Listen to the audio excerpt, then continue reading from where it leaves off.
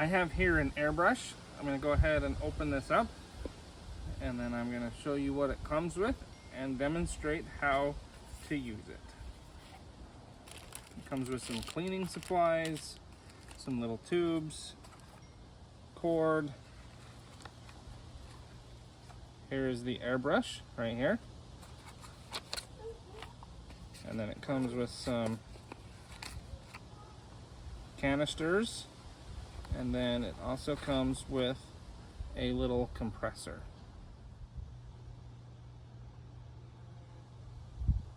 So to prep this for use, you're going to want to take the air compressor, and it's going to screw onto the bottom right underneath the button, the nozzle. Just screw it on,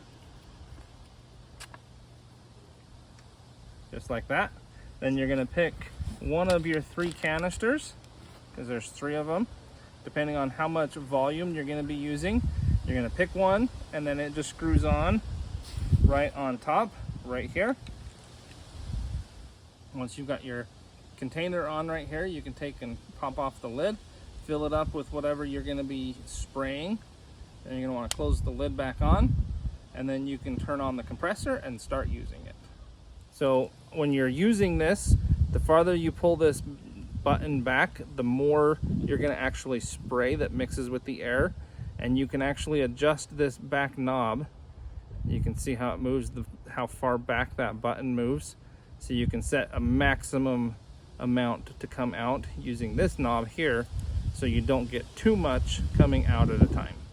So I'm going to go ahead and try this out. I just put some water in this so I can see how well it works. I'm going to turn on the compressor, and it's going to have air coming out, but you're not going to have any fluid mixed with the air until you pull this back like that. Now I'm going to go ahead and try this.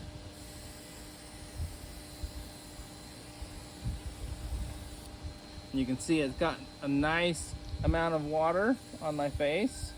You can control how much is coming out as well by how far back you pull the nozzle. So you can get fine detail or put a lot on depending on what you want to do. So I'm just going to show you a little bit closer here as I pull it back, how much water I can actually get to come out, or I can have just a little bit come out if I want to do a smaller volume.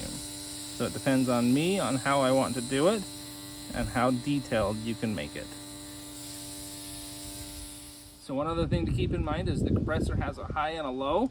When you first turn it on, it's going to be on high.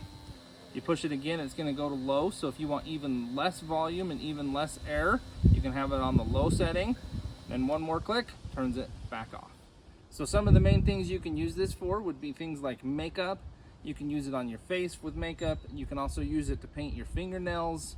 You can use it for arts and crafts, so painting things like model cars and stuff like that. You can also use it with food grade paints to paint like cakes or other things like that. And then you can also use this for semi-temporary tattoos if you wanted to paint a tattoo on as well. When it comes time to clean your paint out, the first thing you're want to do is put in some water, or if you've used a high-grade paint, you're going to want to put in some paint thinner or something similar that you can flush and clean this out with. You're going to put it in, then you're going to turn it on and flush it out, just like if you were using it, to get that nozzle and stuff clean as possible before you disassemble for cleaning. So it comes with 2 different sets of cleaners. It's got one with bristles, one without bristles, in one each set here. And then each of these are actually a different size, so it's got a really small one all the way up to a bigger one. And then the same thing with the one with the brushes. It goes small all the way up to a lot larger, and you're going to use these to clean out the nozzle and the canister. So the next step in cleaning is going to be to separate the housing from this back cap just by twisting right here. And you can see it just separates really easy. And then it's going to expose the needle itself. So after you've got this exposed, what you're going to want to do is loosen this little nut right here, just like this, and then you should be able to pull the needle and slip the needle out so that you can clean the needle itself. So to clean the needle, you're just going to take a paper towel and just wipe it down, being careful not to bend the tip at all. With the needle gone, you can use some brushes to clean down inside of here if you need to. And then if you even need to do more, you can disassemble this tip right here and clean it out even more. So you can see I've got the tip off, and now I can come in here with the brush, and you can see I can get all the way in there and clean that whole thing out if I need to. So if you've got something clogged, you can use one of these. So especially if your little air hose chamber gets clogged, you can come in here and run one of these in and clean that out as well. You can also take the brushes and clean out some of the inside of this tip. Just be careful that you don't ruin the needle seat, as that can cause damage to it as well. So when you're reinserting the needle, it's going to be easiest if you take this clip all the way off so you can see the hole where you're going to shove it all the way back in and make sure it gets all the way back to the front. Then you can put that nut back on and then tighten it back up, and the needle will be back in place, and all you have to do is put the cap on and you're ready to use it again. So this airbrush is super nice.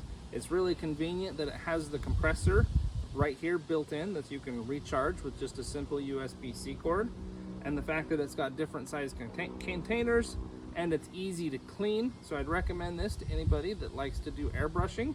This is a really nice compact airbrush that you could use.